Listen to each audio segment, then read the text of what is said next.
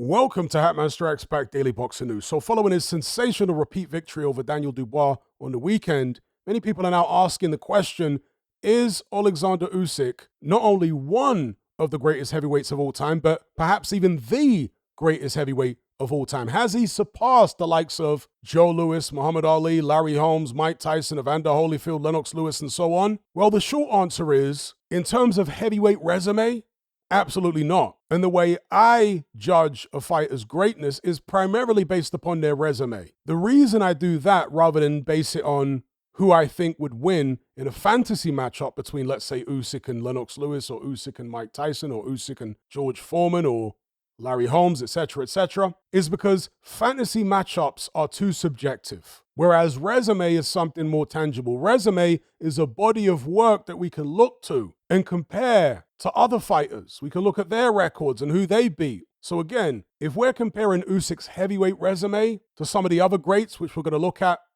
in a second, it doesn't stack up next to theirs. But that doesn't necessarily mean that he couldn't beat those guys. I personally think, and I've said this in previous videos, that Oleksandr Usyk's style and his skills would be all wrong for Muhammad Ali. But that's just an opinion. We don't have a time machine to send Usyk back to the 1960s to fight a prime Ali. So we'll never know, obviously. But if we're to look at his resume at heavyweight, you can see on screen here, he beat Chaz Witherspoon, who was a late replacement, Derek Chisora, when Chisora was still somewhat useful, Anthony Joshua twice, Daniel Dubois twice, Tyson Fury twice. He's had 8 heavyweight fights, but he's only fought 5 different opponents. And of course, 6 of those fights have been World Heavyweight Championship fights. If we compare that to some of the other revered heavyweight champions throughout history, look at Rocky Marciano. He's the only heavyweight champion to retire undefeated. Oleksandr Usyk, if he retired right now, would be the second man in history to do that. For me, not only would I pick Oleksandr Usyk to beat Rocky Marciano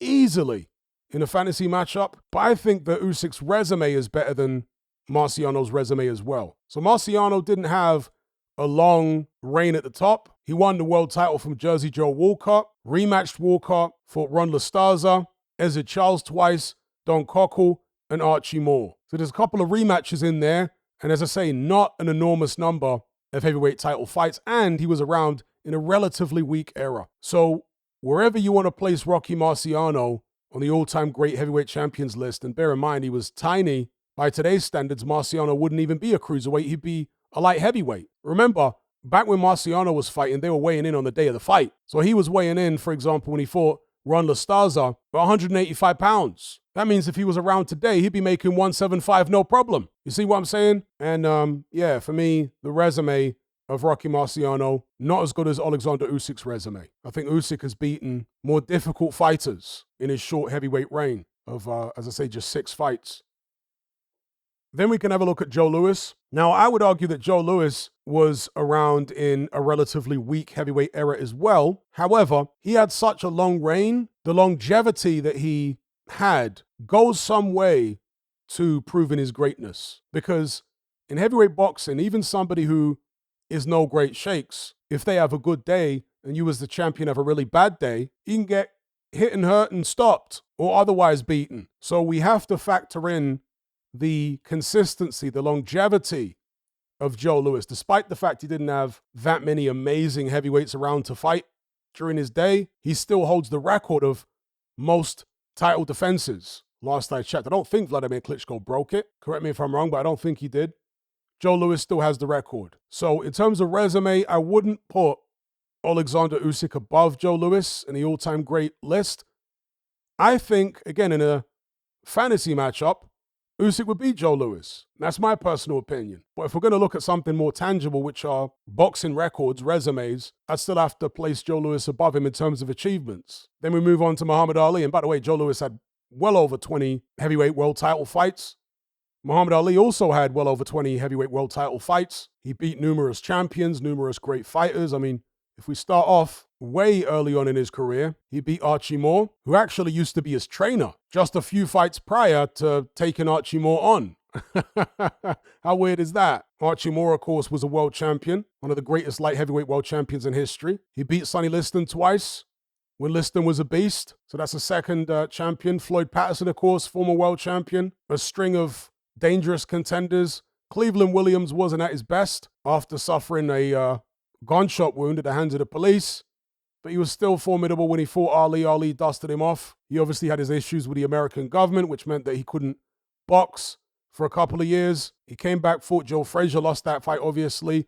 Beat Jimmy Ellis, a former sparring partner of his and also a former heavyweight champion. Beat Floyd Patterson again. Beat Bob Foster, a great light heavyweight champion.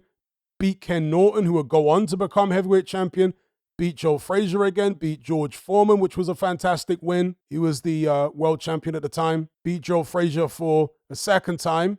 Did I say beat Joe Frazier again? He fought Joe Frazier again the second time, obviously got revenge over him, and then sealed the trilogy with a second win over Joe Frazier. Beat Jimmy Young, who was a very tricky fighter. Beat Ken Norton again. Beat Leon Spinks in the rematch after losing to him in the first fight, so that's another win over a champion. But then, of course, lost to Larry Holmes and lost to Trevor Berbick. So, in Muhammad Ali, well over 20 world title fights, beat some all-time greats, reigning champions. The wins over Sonny Liston and George Foreman, of course, being the standout wins because of the fact that those two guys were terrorizing the heavyweight division during their respective eras.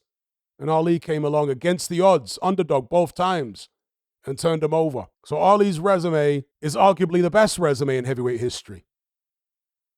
Then we look at Larry Holmes. Now, Larry Holmes was around in, again, in my opinion, a weaker era of heavyweight boxing. This is during the late 70s, early 1980s. He obviously did beat the likes of Muhammad Ali when Ali was totally washed up. Ernie Shavers, Mike Weaver, Ken Norton, so on and so forth. Tim Witherspoon, who was green at the time, Marvis Frazier, David Bay, Carl Williams. He beat a lot of either past, present, or future world champions during his reign, Larry Holmes. And late on in his career, he went on to get a win over Ray Mercer, who was WBO heavyweight champion at one point. So Larry Holmes, again, an extensive reign as heavyweight champion. Not in the strongest era, it has to be said, but still, he showed consistency over time. We can move on to Mike Tyson, who came right after Larry Holmes, right on his heels.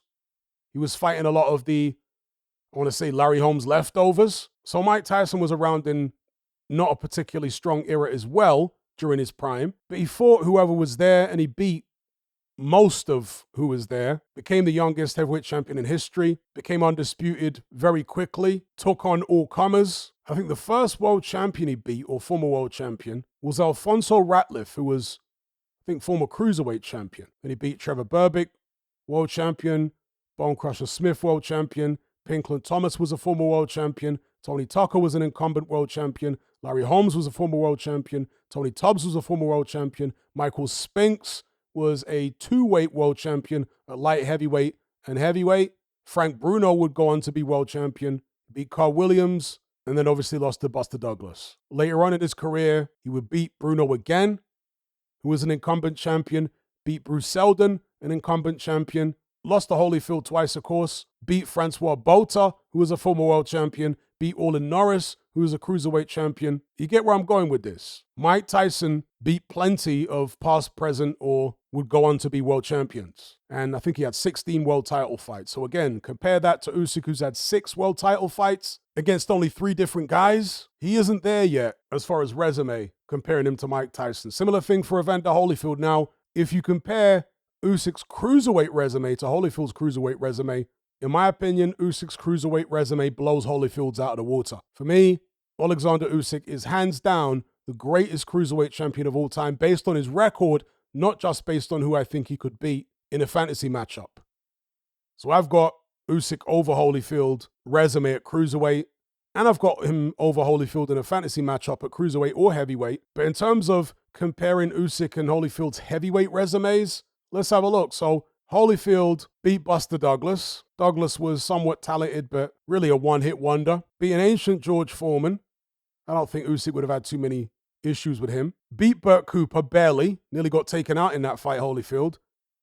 Beat an old Larry Holmes. Lost to Riddick Bowe. Beat Riddick Bowe in the rematch, which was a good win. Lost to Michael Moorer, a southpaw. He'd go on to lose to another southpaw in Chris Bird later on in his career, which is one of the reasons that I reckon Oleksandr Usyk would have beaten him. Usyk is better than Michael Moorer or Chris Bird, in my opinion. Anyway, Holyfield beat Ray Mercer. That was a good performance. Lost to Riddick Bowe in a trilogy match. Beat Bobby Cher as a former light heavyweight champion. Beat Mike Tyson twice. Those were fantastic wins, obviously, against the odds. Tyson being a former undisputed world champion. Beat Michael Moorer in the rematch. Again, that's a champion on Holyfield's resume in the win column there. Had that draw of Lennox Lewis, controversial draw first time. Lost the second fight. Beat John Ruiz, who would be a future world champion. Fought him 3 times, actually. That was kind of a forgotten trilogy. In the last fight, which was a draw, Holyfield was dropped very heavily by John Ruiz's right hand. Beat Hasim Ratman, which was kind of a controversial fight. That was a heavyweight title eliminator. Ratman, of course, was a world champion when he knocked out Lennox Lewis. Chris Bird, Holyfield lost to him for the vacant IBF. James Toney, of course, world champion in lower weight classes. Will go on to hold a version of the heavyweight title, but James Toney failed a PED test. Sultan Ibragimov was the heavyweight champion. Nikolai Valaev. Most people think that Holyfield should have got the decision against Valaev, but he went against him. Francois Botha, a former world champion. You get the point. Holyfield fought and beat plenty of past, present, and future world champions and had some great wins, particularly the 2 wins over Mike Tyson and Riddick Bowe. And he had enough longevity for me to still say that his resume at heavyweight was better than Usyk's resume at heavyweight. And then we move on to Lennox Lewis. Lewis fought a load of champions and ex-champions and future champions as well. So the first one, I think, was Mike Weaver. Mike Weaver was a former world heavyweight champion. Lewis beat him. He beat Glenn McCrory, who was a former cruiserweight champion. He beat Tony Tucker, who was a former heavyweight champion. Beat Frank Bruno, who would go on to become heavyweight champion. Lost to Oliver McCall. Beat Tommy Morrison, who will go on. Actually, no, Morrison had been WBO heavyweight champion. Beat Ray Mercer, who'd been WBO heavyweight champion. Beat McCall in the rematch for the WBC heavyweight title. So that's another champion slain. Beat Henry Akin one day, who at one point was WBO heavyweight champion in his career. Beat Andrew Galotta. Beat Shannon Briggs, who was quote-unquote lineal heavyweight champion as well as WBO heavyweight champion. Zelko Mavrovic was a very useful Croatian fighter. Beat Holyfield in the rematch. Of course, the first fight was a controversial draw, but Lewis became unified heavyweight champion in the rematch with a victory over Evander Holyfield on points.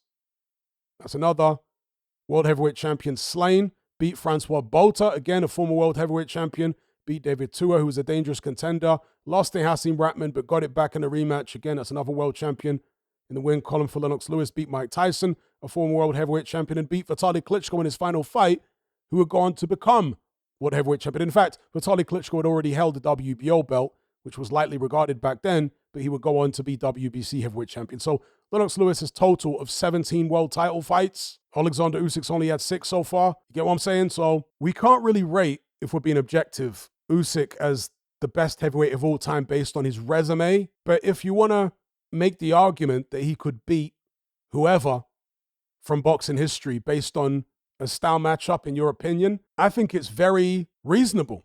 I mean, Duke McKenzie, prior to the Dubois rematch, was downplaying Usyk's chances against the likes of Muhammad Ali, Lennox Lewis, Evander Holyfield, Mike Tyson. But after the fight, he said he's changed his mind. He said now he would rate Usyk up there with those guys. Such was the dominance of Usyk in there against Daniel Dubois and the way he wiped him out in the end. Because Drew McKenzie was picking Usyk to win the fight by stoppage late. So Usyk exceeded his expectations. Now here's the thing. In order for Usyk to be in the conversation for greatest heavyweight of all time as far as resume goes, for me, he'd need at least 6 more top heavyweights in the win column on his resume. 6 more. That'll bring him up to a total of 12 world heavyweight title fights, which still isn't the same as Joe Louis, Muhammad Ali, Lennox Lewis. It's not that type of longevity. But if the opponents are of sufficient quality, it might make up for slightly fewer fights. In the case of Lennox Lewis, again, 17 world title fights. Mike Tyson, 16 world title fights. I think Holyfield similar. Those guys fought a lot of quality opponents, but there was some filler there as well. With Oleksandr Usyk, there's been no filler so far. Yes, he's had 3 rematches in world heavyweight title fights, but no filler. Lennox Lewis, for example, I want to talk about some of the filler he had. Michael Grant, although he was touted at the time as the next top American heavyweight, you can retrospectively see that as filler. Phil Jackson was probably filler as well. Other than that, I'd say Lewis's heavyweight world title run was pretty much full of strong opposition in those 17 fights. But yeah, if Usyk were to fight, let's say, Joe Parker, Ajit Kabayel, Filip Hrgovic, Moses Itauma, Bakadir Jalilov, Lawrence Okoli maybe, or Martin Bacoli, something like that. If he was to fight 6 of those guys and beat them all, then you can start making a more convincing case that his resume stacks up next to Lennox Lewis, Mike Tyson, Evander Holyfield. Maybe it's a stretch to say it would stack up to Muhammad Ali and Joe Louis, but it would at least put him in the conversation, resume-wise, for greatest of all time. The problem is Usyk's already 38. I don't think he has time to get 6 wins of the quality I just described. If he were to fight all those guys consecutively, I would expect him to lose to one of them. I can't tell you which, but just given his age and the size of the opponents he's going up against, I'd expect him to lose to one of them. And I think in his prime, Usyk beats all of them. If Usyk was 32, I wouldn't have any doubts about him running through all those guys. I'd make him favorite every time, but he's not 32, he's 38. And even though he beat Daniel Dubois and stopped him earlier in the rematch than he did in the first fight, I still saw signs of Usyk slowing down in that fight.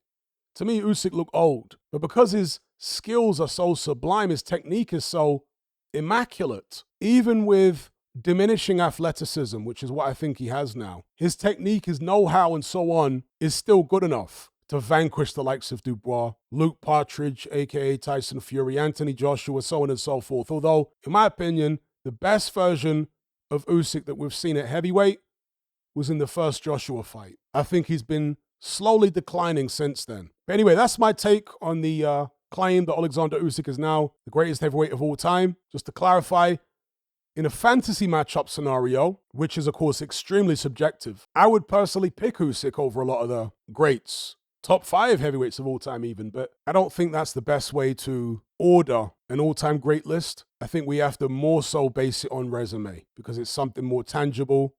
It's a body of work. Those are my thoughts. Give me yours in the comment section below. Don't forget to like, share, and subscribe. Thank you all for watching. I'll catch you on the next one. I'm out.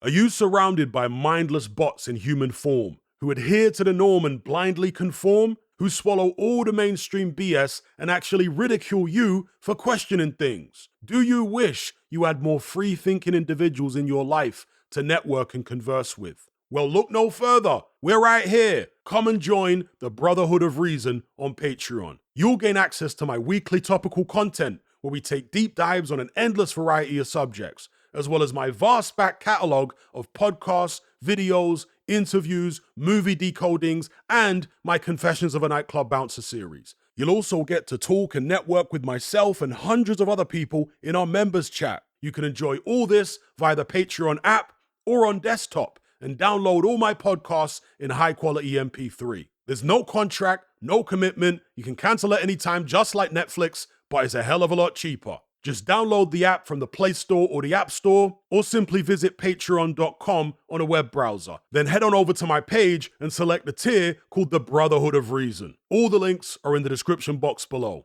And just a quick money-saving tip for Apple users. If you purchase your Patreon subscription on the desktop site or on Android, then you'll avoid the ridiculous 30% fee that Apple charges for purchases made on the iOS app. So if you're on iPhone or iPad, save yourself some money by buying your subscription on the actual Patreon website or on Android because it's a lot cheaper. Once you've made that initial purchase, you can then use the Patreon app on your iPhone or iPad thereafter to access and enjoy your content as normal.